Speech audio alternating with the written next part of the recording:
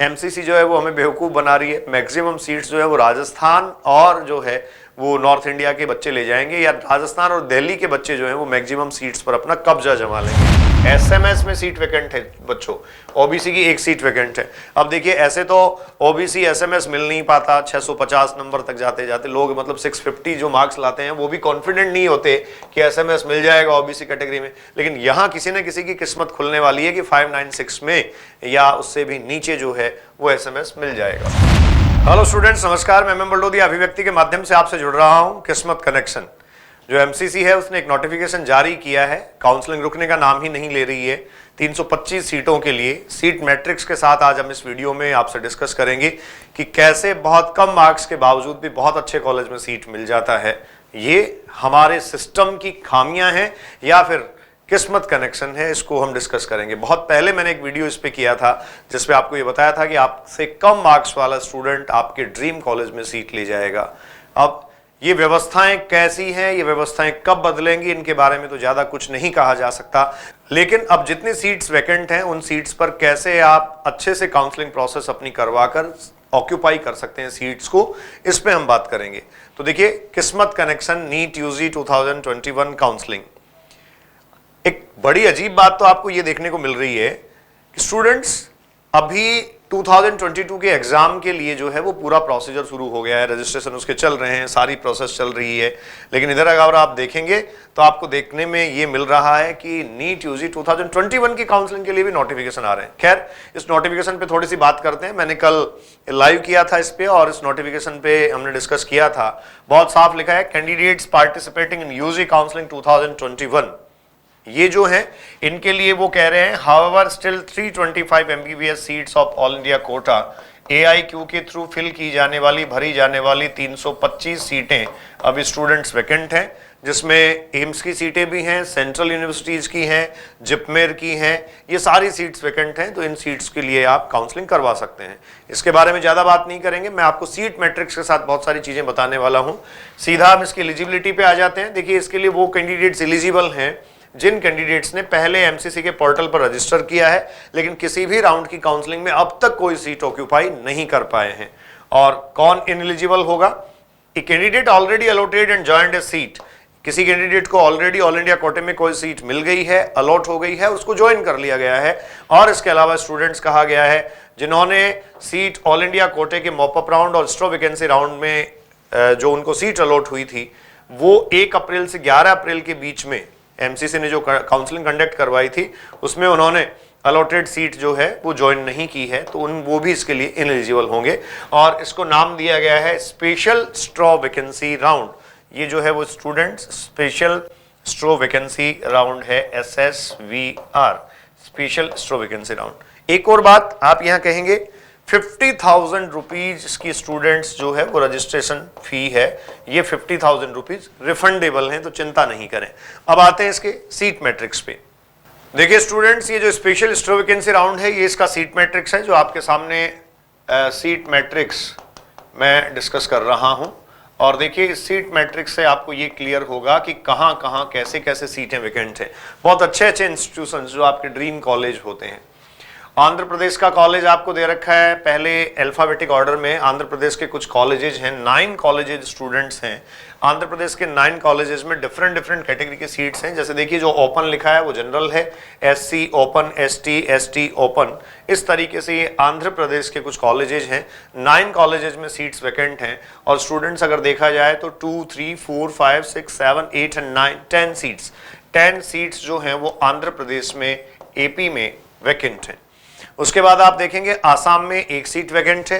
बिहार की स्थिति आप अगर देखें तो बिहार में देखिए, यहाँ आपको दिया गया है ECSI के मेडिकल कॉलेज हैं। इसके अलावा मैं जहाँ तक देख रहा था पटना के जो एम्स हैं, एम्स इंस्टीट्यूट है, उसमें भी सीट वैकेंट है और नालंदा इंस्टीट्यूट में सीट वैकेंट है। तो बिहार में स्टूडेंट्स काफ़ी सारी सीट्स मुझे लग रहा है वैकेंट हैं।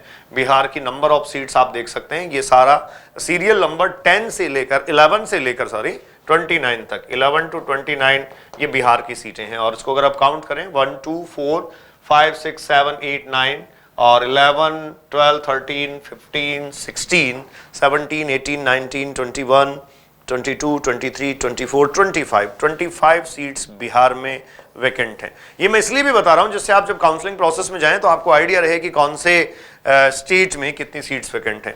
उसके बाद आपको छत्तीसगढ़ का डेटा दे रखा है। देखिए छत्तीसगढ़ में भी सीट्स जो हैं वो स्टूडेंट्स वैकेंट हैं। नेक्स्ट स्लाइड पे चलते हैं और आपको अगली मैं बताता हूं कहां सीट्स वैकेंट है, नंबर ऑफ सीट्स। देखिए अब उसके बाद हमारे पास है अगला जो स्टेट है, कुछ सीटें छत्तीसगढ़ की हैं यहाँ। इसके अलावा दादर नगर हवेली में सीट वैकेंट है। दिल्ली में बच्चे पूछने की कोशिश ये करते रहते हैं, दिल्ली के लिए अवेयर रहते हैं। ये देखिए दिल्ली में ये सीट्स वैकेंट है, 2 सीटें हैं बच्चों। गोवा में 1 सीट है, गुजरात में भी आपको कुछ सीटें मिल जाएंगी, 1, 2, 3 and 4 seats in Gujarat. Haryana में देखिए आप, हरियाणा यहाँ से शुरू हो रहा है सीरियल नंबर 44 से, और हरियाणा में अगर आप देखेंगे तो 2, 4, 5, 6, 7 और 9 सीट्स ये हरियाणा में हैं।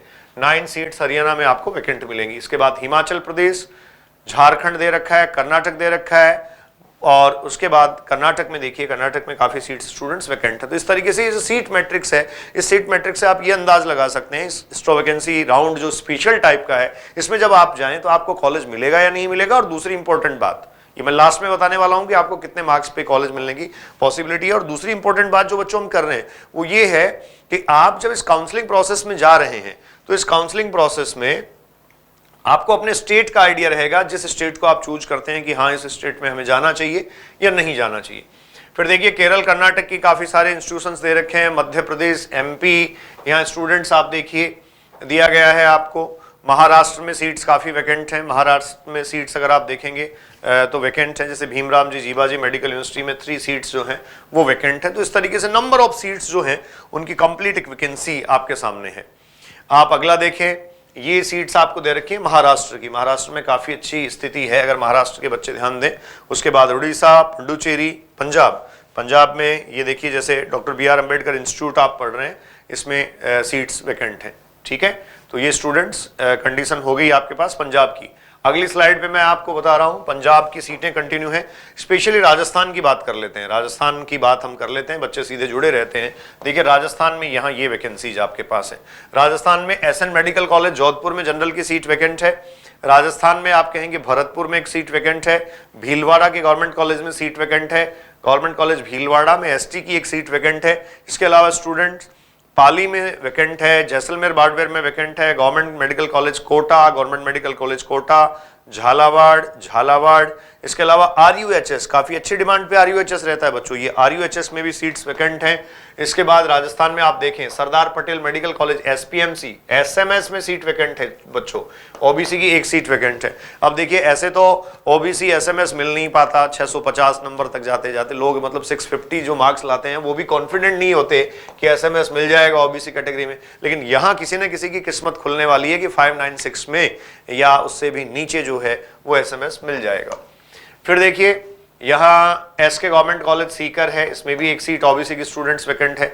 उसके बाद देखिए तमिलनाडु है। तो राजस्थान की नंबर ऑफ सीट्स अगर हम देखें 1, 2, 3, 4, 5 और 3, 8, 9, 10, 11, उसके बाद में 14, 15, 16, 17, 18, 19, 20 स्टूडेंट्स 20 सीट्स जो हैं वो राजस्थान में वैकेंट हैं। तो 20 लोगों को राजस्थान में एमबीबीएस अभी और मिलने वाला है। राजस्थान के लोग स्पेशली ध्यान दें।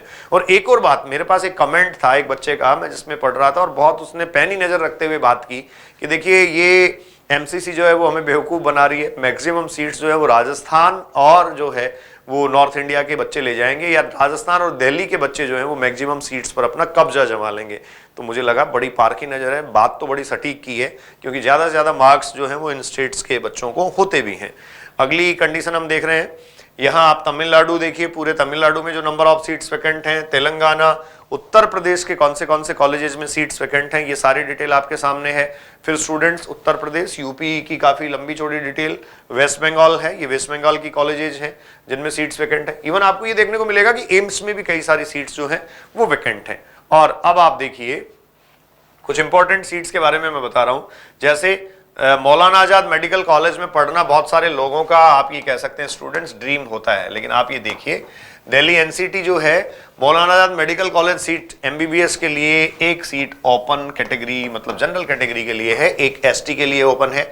एम्स गुवाहाटी में आप देखिए एम्स पटना में आप देखिए, ये इंपॉर्टेंट कॉलम है, AIIMS Guwahati, AIIMS Patna, AIIMS Rajkot, AIIMS Chhattisgarh, Jammu AIIMS, या एम्स में काफी सारी सीट्स जो हैं वो आपको स्टूडेंट्स मिल जाएंगी। अगर मैं यहां से इन सीट्स को देखूं तो मौलाना आजाद को छोड़ दीजिए, उसके बाद में आसाम, ये एम्स यहां से शुरू हो गया, सारे एम्स की सीट्स आपको बच्चों बता रखी हैं 1, 2 और उसके बाद में देखेंगे 5, 7, 8, 9, 10, 11, 12, 13, 14, 15, 16, 17 और इसके बाद देखिए ये भी सारी इसमें है।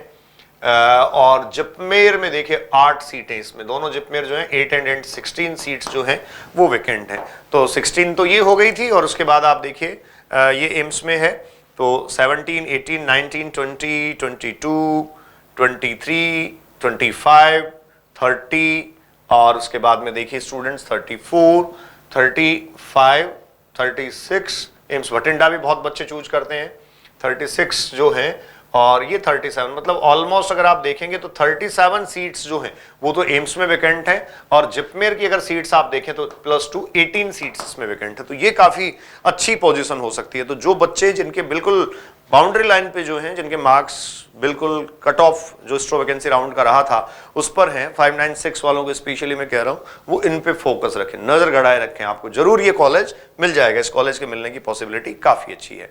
और अब लास्ट में बात कर लेते हैं, देखिए आपकी जो स्पेशल स्ट्रो वैकेंसी राउंड है, स्पेशल वैकेंसी राउंड के लिए जो आपका शेड्यूल है वो क्या रहेगा, special stray vacancy round for the vacant 325 seats of the MBBS. इसमें देखिए payment of the security deposit 20 April to 21 अप्रैल, मतलब आपको स्टूडेंट्स 20 अप्रैल से टाइम दिया गया है, चॉइस फिलिंग 20-21 अप्रैल को दिया गया है और reporting at the allotted college. इसका मतलब है ये जैसे ही आप चॉइस फिलिंग करेंगे, choice locking will be available from 3 PM to 11:59 of the 21st। तो 21 अप्रैल को स्टूडेंट्स ये जो है वो चॉइस लॉकिंग होके फाइनली आपके पास रिजल्ट आ जाएगा और जो पब्लिकेशन ऑफ रिजल्ट है, सॉरी 23rd को आपके पास आएगा, प्रोसेसिंग सीट अलॉटमेंट 22 को हो जाएगा, अगले दिन हो जाएगा।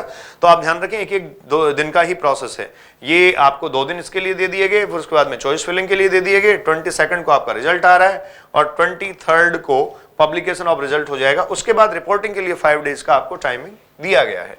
तो ये स्टूडेंट्स 14 अप्रैल को एमसीसी डीजीएचएस ने एक स्पेशल वैकेंसी राउंड, जो स्ट्रो वैकेंसी राउंड कंडक्ट करवाने के लिए ये फाइनलाइज किया है। ध्यान रखें 50,000 जो है वो इसमें रजिस्ट्रेशन फी है, उन कैंडिडेट्स का ही रजिस्ट्रेशन हो पाएगा जिन्होंने पहले मॉपअप राउंड और स्ट्रो वैकेंसी राउंड में भी अपना रजिस्ट्रेशन कर रखा था या फिर ऑल इंडिया कोटे की फर्स्ट राउंड की काउंसलिंग से कंटिन्यू रजिस्ट्रेशन जो है वो अपना मेंटेन किए हुए हैं, लेकिन अभी तक कोई सीट अलॉट नहीं हुआ है।